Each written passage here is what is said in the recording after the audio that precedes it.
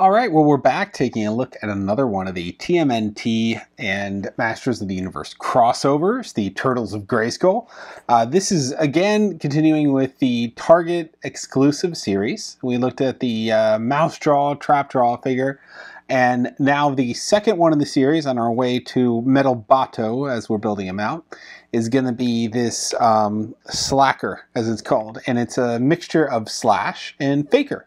And I think it's very aptly named and combined because if you recall, Faker was kind of the He-Man clone born out of that primordial ooze. And Slash was sort of like the, evil doppelganger of the Turtles that was also born out of the ooze when they, Bebop and Rocksteady, or depending on what lore you're looking at, made Slash to do their bidding. Just like Faker is the evil doppelganger of He-Man, this is the evil doppelganger of the Turtles. So it's a very apt combination of Slash and Faker. And he's got that color scheme of Faker, of that light blue there. And he still has his whole look of Slash. So it's a pretty interesting combination there. But this is the second in the series for getting the parts for Metal Bato. Of course, we're going to have two more this year. One will be in July, and that's going to be Splinter. And then I think September should be the Bebop and Rocksteady, the two-headed one. But we get the second one, finally. So we're going to be taking a look at that. Packaging is the same. You get that nice mixture of stone for being the Grayskull and Eternia. And then you get the pipes for being, the Turtles. And with that ooze echoing around there. On the back, you got the little story of the character.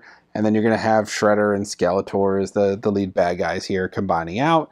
And it just tells you the chest armor is removable. But this time we are getting it looks like the upper thighs and the head of Metal Bato, not the feet, not the torso. I think last time we got one arm. We get the right arm and a whole bunch of accessories and weapons.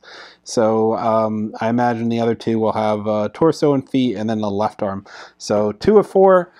Here we go. We're going to come in close and take a look at Sla'ker. All right, so Sla'ker, our evil cybernetic snapping turtle. You can see on the side here, as you open it, there's going to be some instructions. This just shows you how to take the shell off here, how you can put the sword in the shell as well. So we'll check that out. Not sure there's any on the other side, but I'll investigate. So we give you the full, sort of the full view of this character. On this side, probably be easier to open it from here. We'll crack it open. They're very good at hiding instructions on the sides of the characters here in the box. And it's good to have those little call-outs. Yep, there's some more. It's the same thing on both sides. So you're not missing anything if you don't investigate. So then we have Sla'ker here, and you can see he also comes with this little card back here, and I'll pop this out as we had with Mouse Jaw. It's just a fun little, the original Masters of the Universe figures all came with these little comics inside here, and these are not comics, these are just cardboard. It talks about his mutant master powers, near perfect He-Man replica, superhuman strength, robotic endoskeleton, and that's Faker, and then Slash, the evil mutated snapping turtle, Psycho with a spike shell, ooze for brains. So it's the best of both of them there. And then we're going to have some instructions, and I think this is going to be on building, oh no, it's just on Slash. It shows you what his removable parts are on Sla'ker here. So I guess you could swap out of the parts for them. I think we took a look at that last time. They all kind of have removable parts. Slash, we did a review on a vintage Slash. So if you want to check out what makes Slash so unique, and it's his arsenal, and this guy is no different. He has a nice little arsenal of swords here. Over here we have the Metal Bato parts. I'm just going to set those to the side for now. So we got a little bit more to open here. And then the head, which is pretty cool to actually see the head this time. A nice metal head kind of look to it. And then we have Slash's shell. He's a snappy turtle. It's a little bit more dangerous or exaggerated looking compared to the standard turtles. A lot more ridges and bumps on there. And then we're going to have Slash himself, who is being held down by multiple parts. We got some wraps around the legs here. I bet there's some wraps around the arms. Nope, no, none around the arms. Just the legs. Huh. look at that. It's just the legs. Oh, we had one that didn't want to let go. But here's our Sla'ker. And pretty tall. I want to say he's coming in around 7 inches, maybe just shy of 8. So a little taller than the 6-inch line we usually see, even maybe a little bigger than the Ultimates turtles, the Ultimate Slash, if I had him here. In that same video where we do a vintage Slash, you can see the Ultimate Slash as well. So his armor should be removable here. I'm going to try to figure out how to do that. I think there's just a little buckle in the back. Yep. And then if you lift this up, we'll show you in just a moment, you could see the sort of the biomechanical portion of him underneath. Because Sla'ker was, or Faker was kind of a robot, as I recall, or something like that.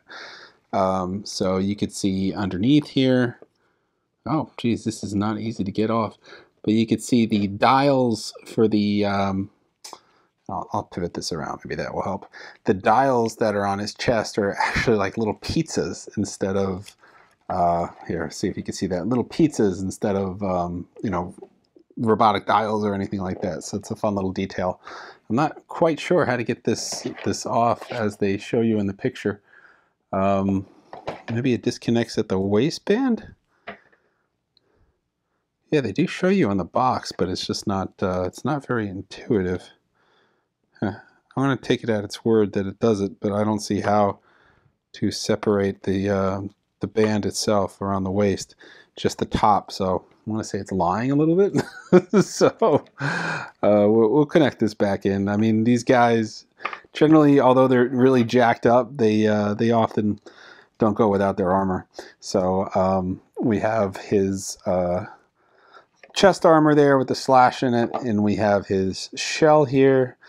You could use the shell as a shield. There is a handle grip inside the shell here. So if I wanted to put it in his left or right arm, I would just turn it upside down and then put it through the grip here, and here be able to hold it if you could get the fingers to work for you, and they're not cooperating for me. Here we go. He could use it as a shell, as a shield, and then he could pop one of these in his other hand and have his weapon. So these are very jagged, sharp swords here. You remember he had that kind of crazy sai, and he had another club, and he had another sword as well in his original debut from Playmates. So he's kind of a dude with a lot of weapons, so that makes sense. He always had this crazy look with the teeth on him there. So then we could take this shell, if we like that look for it, and pop it on the back as well. I think it goes around, yep, this way here. So he has his shell, and then if we, or I think I have it upside down, I think you want this spiky part at the bottom. So let's try to redo that. And that would make sense, because that gives you a little bit more agency at the top without having to hit his headband on anything. Yep, something like this, I believe. And then you get the other one as well in here. And then I think you could combine the two of them when you holster them. So we'll get both, give you the full effect here of two swords in Slash. In Sla'ker, I keep calling him Slash. It's hard not to. He's still got some of those classic Slash colors there. He's got the purple. He's got the pink. Pink was a big color on Slash. So very similar armor there. So yeah, it definitely works. And then you have the you have the holster in the back here, and I actually think I had it right the first time, at least according to the pictures. The big bump is sticking up this way. So then when you want, you could take both of these out. There should be room for two of them in here, and there's, yeah, it looks like there is plenty of room, and you could holster these back here like this, so he doesn't need to hold them. Or you could just holster one and then whatever you want to do on the other one. But I'm going to put both of these in his hand because he looks pretty cool, all kitted out with both his little sword, semi-sword with spike-tip brass knuckles on him. And he's definitely got himself an arsenal here. So you can hear these snap into place. I don't know if you heard that when you get them in the hands just right, and they are in there pretty solid. So you have an arm that bends here, and then you have that wrist articulation, that shoulder articulation. Of course, you're going to be kind of limited by where you can go because of the shoulder armor. The head is on a ball, and then we have the waist will turn. You can't bend at the abs. You have that hip rotation, the knee rotation, the ankle rotation, the calf rotation, ankle rotation, and then knee joint. So a lot of articulation on these guys. They really move. They're really solid feeling figures. They don't feel cheap at all, which is good because I think these retail around $25 a piece for these guys. These are the deluxe ones. They might even be like around 30. I think it might depend. But I think this one was 25 or maybe 29. Maybe I'm wrong. But anyway, this one was available on Target.com. I think it still is available on Target.com. So you could get it that way if you don't see it in the store. I think this one I just grabbed from the store. It was on the shelf. It came out at the end of April. And it was been available for a little while now. But he's the second one in the series. So along with him, we get these robot parts. So we have a waist here, and we can see where the ankles will be going on. And that's kind of nice because it's going to keep the same articulation that we see on the other figures. It's still got the hip articulation. It's still got the ankle articulation and the calf articulation. And then we'll see what the feet come. It would have been nice to get the torso here. And then we have the head, which is going to be interesting because I'm not sure how this snaps into place. You can see some kind of little joint here that, look, the mouth moves when you hit it. So whatever this is in, I guess when you tap the head onto it and the pressure point hits, it will move this little face guard here. So that's kind of a cool feature that we'll have to see when this all comes together. So we have these parts, and we have the right, or the which arm do we have here? We have the right arm. So we're still waiting on the torso itself, the feet, and then the left arm. So yeah, still a little bit to come. Just 2 more figures. So we have a Splinter and then a Bebop and Rocksteady combo. So we're getting there. So we'll have this final figure, and it looks like it's going to be about the same size as this character as well. So when we finally get that last guy together, everything looks like it's going to be in scale. It's not a smaller quality figure. It will be just in scale, and you have 5 full figures at the end of this wave. So that is our look at the Sla'ker, combination of Faker and Slash, and the Turtles of Grayskull line. All right, and that's our look at Sla'ker, and here we are with the line so far.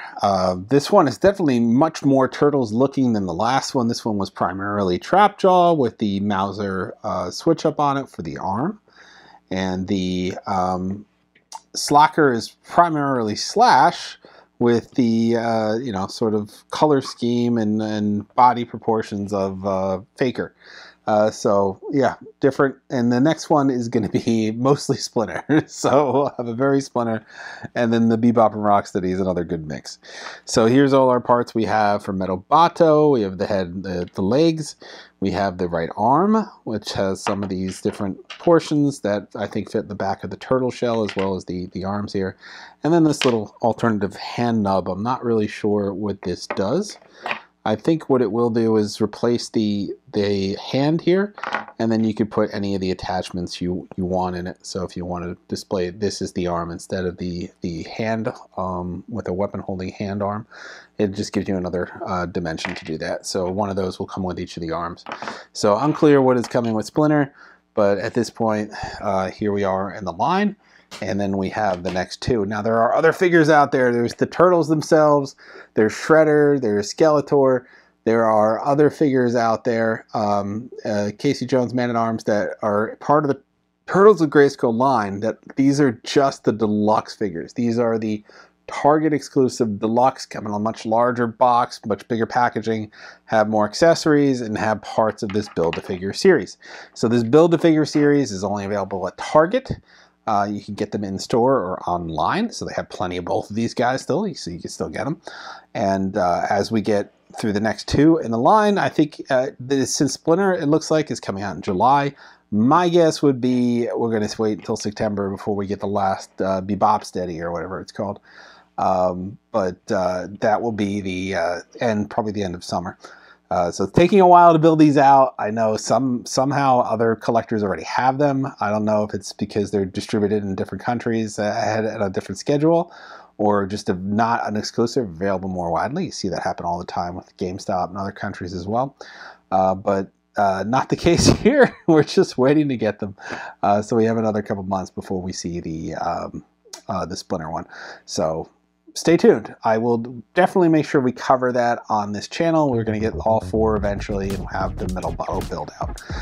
So that's all for this time. We're going to have many more surprises coming up in the month of June as we get toward Rebel Scum Convention. So we're going to have some more look at vintage characters. We're going to do another vintage review. I'm very excited about this one. We're going to do 2 vintage reviews this month. We're going to take a look at another Movie Madness character. It's going to be from an old pre-Marvel property that is Marvel characters, so I don't want to spoil it. It's not X-Men this time. We did X-Men last time, so we're going to do a different Marvel property. We're going to be taking a look at some more Diamond Select toy stuff. Bobby's got a great Transformers review for us coming up soon as well. And we'll have some other surprises sprinkled in there. Some new product drops that will just be like super new that aren't out in the stores yet, so we'll be showing you guys that. And just stay tuned as always. So like, subscribe, and follow. See you guys next time.